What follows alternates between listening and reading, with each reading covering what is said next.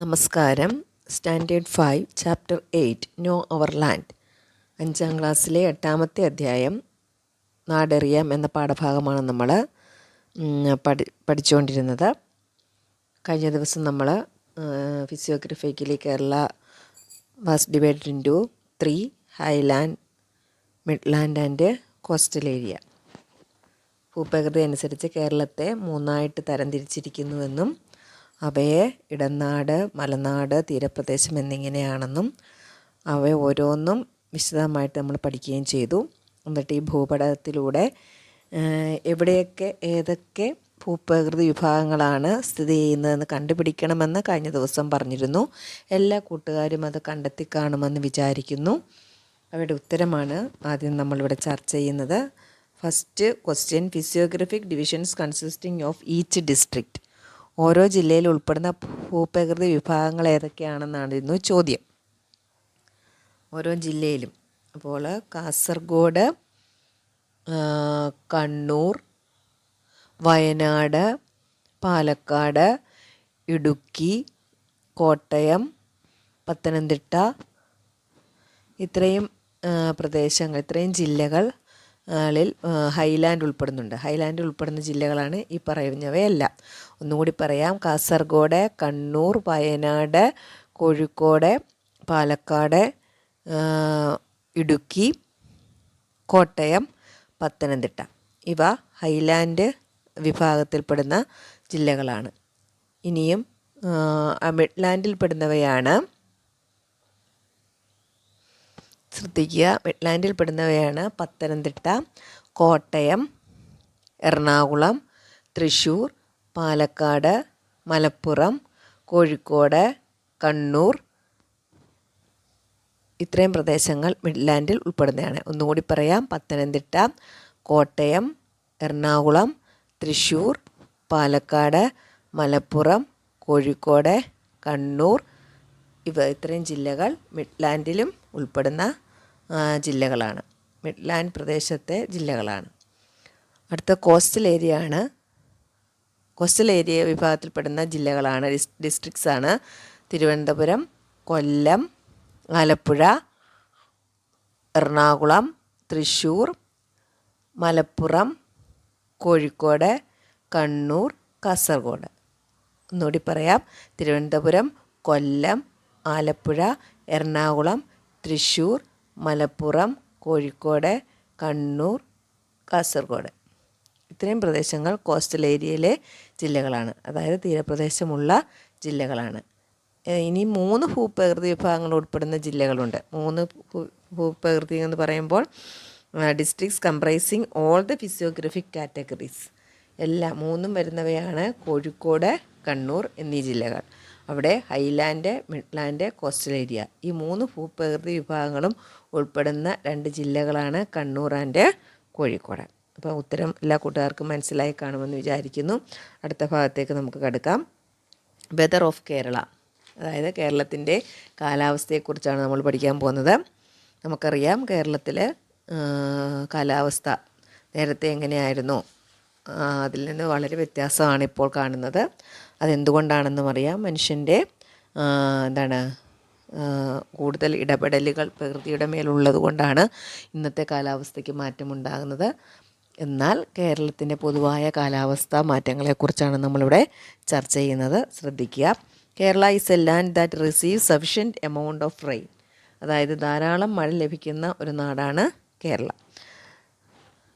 There are 2 main rainy seasons in Kerala. നമ്മുടെ കേരളത്തിൽ പ്രധാനമായിട്ടും 2 മഴക്കാലങ്ങളാണ് ഉള്ളത്. First one south west monsoon or കാലവർഷം. ആദ്യത്തെ കാലത്തിനെ നമുക്ക് തെക്ക് പടിഞ്ഞാറൻ മൺസൂൺ കാലം അഥവാ കാലവർഷം എന്ന് വിളിക്കാം. രണ്ടാമത്തേത് നോർത്ത് ഈസ്റ്റ് മൺസൂൺ ഓർ തുലാവർഷം, അതായത് വടക്കിഴക്കൻ മൺസൂൺ കാലം അല്ലെങ്കിൽ തുലാവർഷം എന്ന് വിളിക്കാം. Kerala receives most of the rainfall during the south west monsoon. കേരളത്തിൽ ലഭിക്കുന്ന മഴയുടെ ഭൂരിഭാഗവും തെക്ക് പടിഞ്ഞാറൻ മൺസൂൺ കാലത്താണ്. Summer season in Kerala is from March to May. കേരളത്തിലെ വേനൽക്കാലം മാർച്ച് മുതൽ മെയ് വരെയാണ്. അതായത് നമ്മുടെ സ്കൂളൊക്കെ അടയ്ക്കുന്ന സമയം, ആ സമയമാണ് നമ്മുടെ സമ്മർ വെക്കേഷൻ, ആ സമയമാണ് വേനൽക്കാലം. വേനൽക്കാലം ആ സമയത്താണ്, മാർച്ച് മുതൽ മെയ് വരെ. It feels hotter these days. ഈ സമയത്ത് കൂടുതൽ ചൂട് അനുഭവപ്പെടും. Intermittent rains in summer provide some relief from the intense heat. അപ്പോഴത്തെ വേനൽക്കാലത്തെ ഇടയ്ക്കെത്തുന്ന മഴ, അതായത് വേനൽ മഴയെന്ന് പറയും, ആ മഴയാണ് ചൂടിൻ്റെ ആ കാലത്തെ തീവ്രതയ്ക്ക് കുറച്ച് ആശ്വാസം നൽകുന്നത്. ഇതാണ് കേരളത്തിലെ പൊതുവായ കാലാവസ്ഥ. ഇനി എന്താണ് മൺസൂൺ എന്ന് പറയുന്നുണ്ട്. Monsoons are winds that change the directions in accordance with the seasonal changes. അതായത് കാലത്തിൻ്റെ മാറ്റത്തിനനുസരിച്ച് ഗതി മാറി വീശുന്ന കാറ്റുകളാണ് മൺസൂൺ കാറ്റുകൾ. The southwest monsoon winds normally blow from June to September in the northern part of the equator in the Indian Ocean. June September മാസങ്ങളിൽ ഭൂമധ്യരേഖയ്ക്ക് വടക്ക് ഇന്ത്യൻ സമുദ്രത്തെ തെക്കു പടിഞ്ഞാറ് ദിശയിൽ നിന്നും കരയിലേക്ക് വീശുന്ന മഴക്കാറ്റുകളാണ് തെക്കു പടിഞ്ഞാറൻ മൺസൂൺ കാറ്റുകൾ അഥവാ കാലവർഷം. As they blow from the sea they are moist. അതായത് കടലിൽ നിന്നും വീശുന്നതിനാൽ ഇവ ഈർപ്പം ഉള്ള കാറ്റാണ്, ഈർപ്പവാഹിനികളാണ്. These winds which enter the land are blocked by the Western Ghats. കരയിലേക്ക് പ്രവേശിക്കുന്ന ഈ കാറ്റിനെ നമ്മുടെ വെസ്റ്റേൺ ഗാഡ്സ്, അതായത് പശ്ചിമഘട്ട മലനിരകൾ തടഞ്ഞ് നിർത്തും. As A result the western coast including Kerala receive high rainfall. അതിൻ്റെ ഫലമായിട്ട് കേരളം ഉൾപ്പെടുന്ന പടിഞ്ഞാറൻ തീരങ്ങളിലെല്ലാം ഉയർന്ന തോതിൽ മഴ ലഭിക്കുന്നു. This is the south west monsoon. ഇതിനെയാണ് നമ്മൾ എന്ത് പറയുന്നത്? തെക്കു പടിഞ്ഞാറൻ മൺസൂൺ എന്ന് പറയുന്നത്. In Kerala this monsoon season is known as കാലവർഷം. കേരളത്തിലെ ഈ മഴക്കാലം കാലവർഷം എന്ന് അറിയപ്പെടുന്നു. During the months of October and November the monsoon winds blow in the opposite direction from the north east. എന്നാൽ ഒക്ടോബർ നവംബർ മാസങ്ങളിൽ മൺസൂൺ കാറ്റ് വിപരീത ദിശയിൽ വടക്ക് കിഴക്ക് നിന്നും വീശുന്നു. അപ്പോൾ ഈ കാറ്റുകൾ എങ്ങനെ അറിയപ്പെടുന്നു? These winds are known as the north east monsoon winds. ഈ കാറ്റുകൾ വടക്ക് കിഴക്കൻ മൺസൂൺ കാറ്റുകൾ എന്ന് അറിയപ്പെടുന്നു. These winds are known as north east monsoon winds. Since a part of these winds passes over the Bay of Bengal it becomes moisture laden and causes rain in many parts of the southern states of India. കൂടാതെ ഈ കാറ്റുകൾ വടക്ക് കിഴക്കൻ monsoon കാറ്റെന്നാണ് അറിയപ്പെടുന്നത്. ഈ കാറ്റിൻ്റെ ഒരു ഭാഗം ബംഗാൾ ഉൾക്കടലിന് മുകളിലൂടെ കടന്നു പോകുന്നതിനാൽ ഈർപ്പം ഉള്ളതാവുകയും അതോടൊപ്പം ഇന്ത്യയുടെ തെക്കൻ സംസ്ഥാനങ്ങളിൽ പലയിടങ്ങളിലേക്കും മഴയ്ക്ക് കാരണമാവുകയും ചെയ്യുന്നു.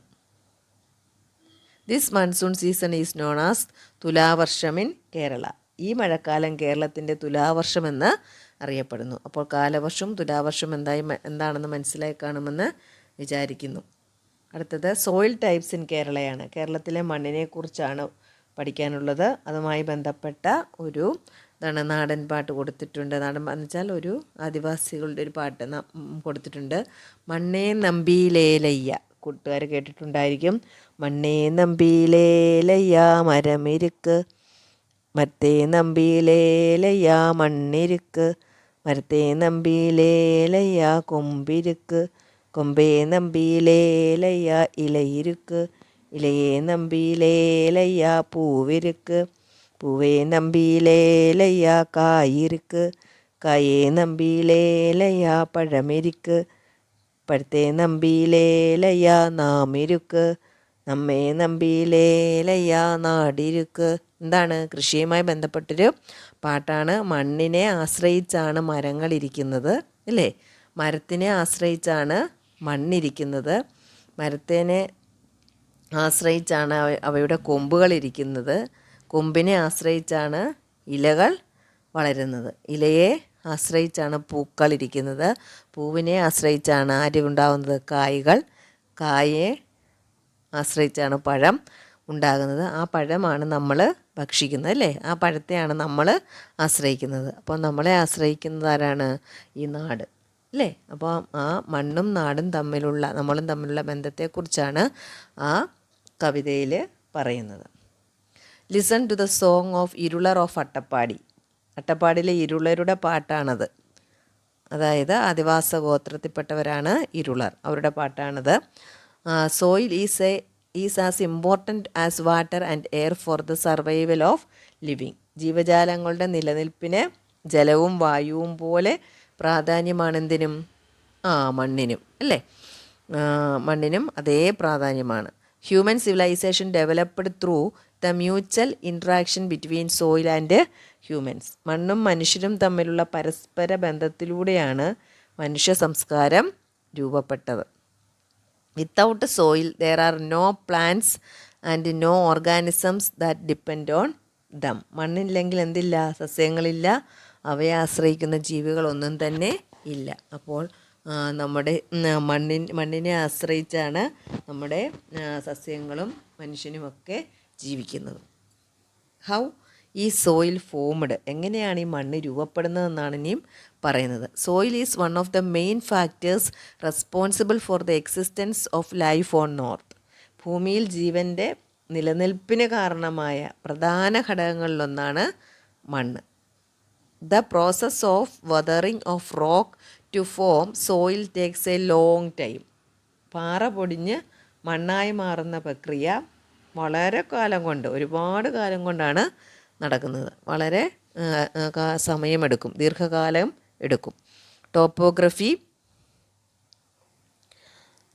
Climate, rock structure and age, the activity of plants, animals and other microorganisms contribute to soil formation. ഭൂപ്രകൃതി, കാലാവസ്ഥ, അതുപോലെ പാറയുടെ ഘടന, കാലപ്പഴക്കം, ഏജ്, സസ്യങ്ങളുടെയും ജന്തുക്കളുടെയും ഒക്കെ സൂക്ഷ്മജീവികളുടെയൊക്കെ പ്രവർത്തനം എന്നിവയെല്ലാം മണ്ണ് രൂപപ്പെടുത്തുന്നതിന് കാരണമാകുന്നു. It is estimated that it takes more than 1000 years of the formation of soil of 1 inch thickness. അതായത് സൂക്ഷ്മജീവികളുടെയൊക്കെ പ്രവർത്തനം അതൊക്കെയാണ് മണ്ണ് രൂപപ്പെടുത്തുന്നതിന് കാരണമാകുന്നത്. അതുപോലെ തന്നെ 1 inch കനത്തിൽ മണ്ണ് രൂപപ്പെടുത്താൻ എന്ത് വേണം? 1000-ലധികം വർഷങ്ങൾ വേണ്ടി വരുമെന്നാണ് കണക്കാക്കുന്നത്. 1000 years. ഈ പാറ പൊടിഞ്ഞ് മണ്ണാവാൻ എത്ര വർഷം വേണം? 1000-ലധികം വർഷങ്ങൾ വേണ്ടി വരും.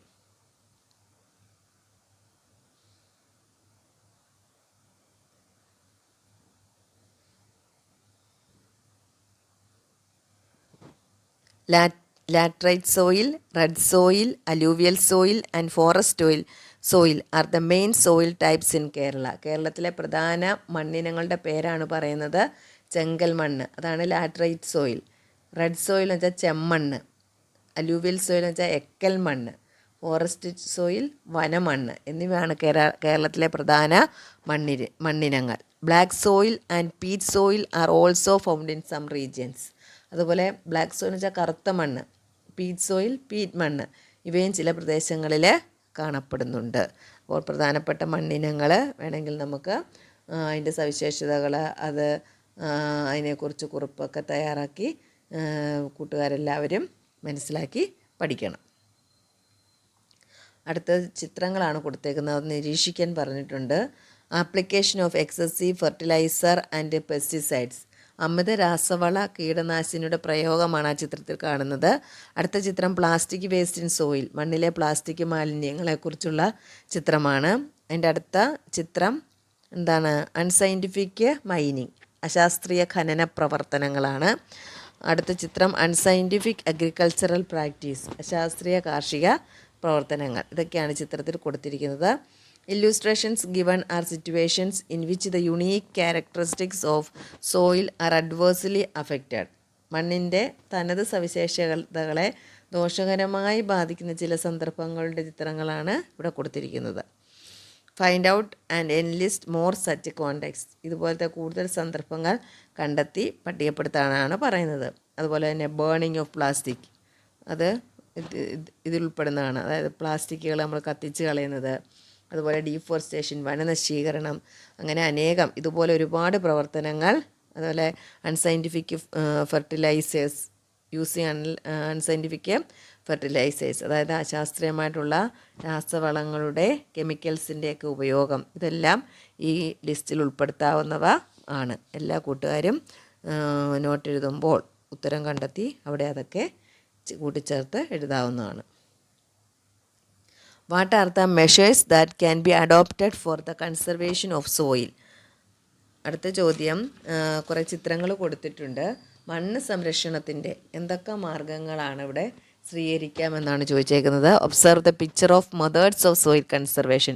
ആ ചിത്രത്തിൽ നിന്നും നമുക്ക് മണ്ണ് സംരക്ഷണത്തിൻ്റെ മാർഗങ്ങൾ മനസ്സിലാക്കാം. മാംഗ്രോവ്സ്, അതായത് കണ്ടൽക്കാടുകൾ മണ്ണ് സംരക്ഷണത്തിൻ്റെ ഒരു മാർഗമാണ്.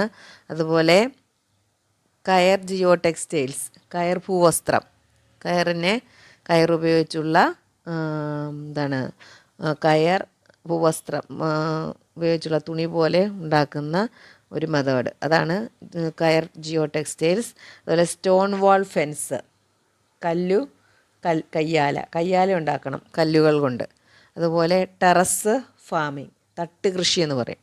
ടെറസ് ഫാമിംഗ്, തട്ടുകൃഷി, ഇതെല്ലാമാണ് നമ്മുടെ മണ്ണ് സംരക്ഷണത്തിന് പറ്റിയ ചില മാർഗങ്ങൾ. അത് നമ്മൾ ഇവിടെ പട്ടികപ്പെടുത്തണം. Enlist more measures of soil conservation, എങ്ങനെയൊക്കെ നമുക്ക് മണ്ണിനെ സംരക്ഷിക്കാം.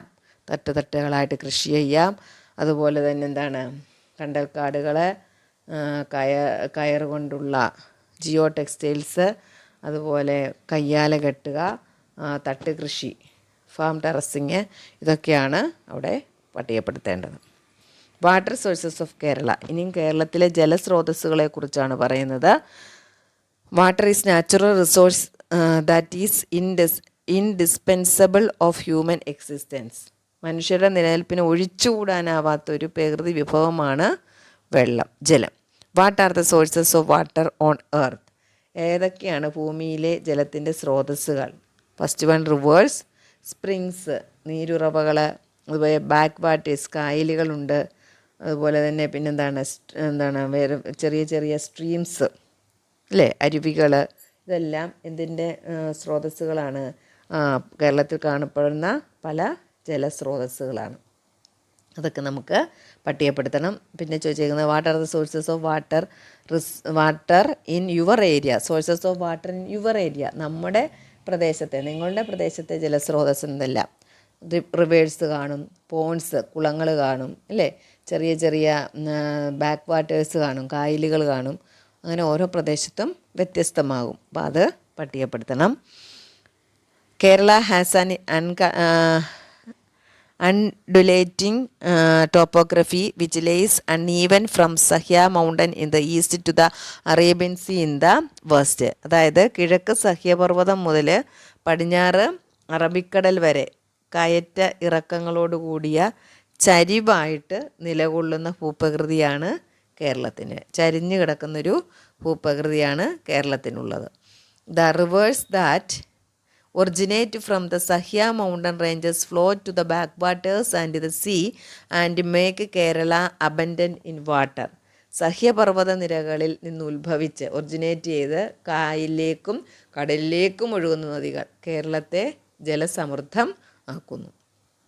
Apart from these there are many lakes and ponds in our land. ഇതൊക്കെ കൂടാതെ തന്നെ എന്തുണ്ട്? നിരവധി തടാകങ്ങളും കുളങ്ങളും നമ്മുടെ നാട്ടിൽ ഉണ്ട്. There are 44 rivers in Kerala which originate from the highlands. അതുപോലെ 44 നദികൾ കേരളത്തിനുണ്ട്. അവയെല്ലാം ഉത്ഭവിക്കുന്നത് മലനാട് ഭൂപ്രകൃതി വിഭാഗത്തിൽ നിന്ന് ആണ്. Of these 3 rivers flow eastward and 41 rivers flow westward. ഈ 44 നദികളിലെ 3 നദികൾ കിഴക്കോട്ടും അതുപോലെ തന്നെ ബാക്കി 41 നദികൾ പടിഞ്ഞാറാട്ടുമാണ് ഒഴുകുന്നത്. കബനി, ഭവാനി, പാമ്പാർ എന്നീ 3 നദികൾ കിഴക്കോട്ടും ബാക്കി നദികളെല്ലാം പടിഞ്ഞാറോട്ടുമാണ് ഒഴുകുന്നത്.